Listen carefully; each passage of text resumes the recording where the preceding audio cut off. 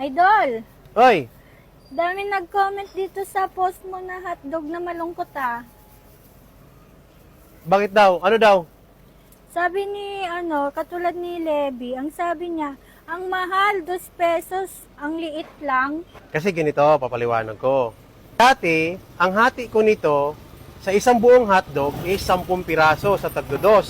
So, masyado akong nalitan. Kaya ang ginawa ko, siyam na lang, siyam na hiwa sa isang buong hotdog. So, tagdo-2 pa rin. So, sa isang buong hotdog na ganito, so, 18 pesos po siya.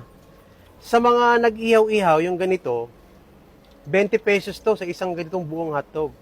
Kaya ginawa ko rin pong ganyan, tagdo-2, parang affordable sa mga mamimili. Sa 150, balik puhunan lang ako. So, nagpagod lang ako. Pag ibenta ko naman ng piso, isang hiwa nito, so para lang akong nanglilibre. So, nagpagod lang din ako. Nagnegosyo pa ako para malulugi. Di ba? Di ba?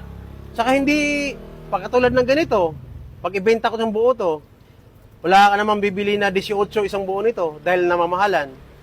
Di ba? So, tama lang na tagdo-2. Ganito. For example, may 2 pesos ka, gusto mo kumain ng hotdog, di pwede kang tumusok nito. Hindi ka na pulugi sa 2 piso nito. Yan o, nagiging malungkot na siya pag nahanginan. Yan, malaki siya guys. Ilagay natin yan.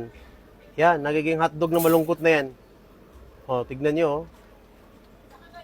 Kailangan talaga laging naiinitan yung hotdog para lumalaki lagi.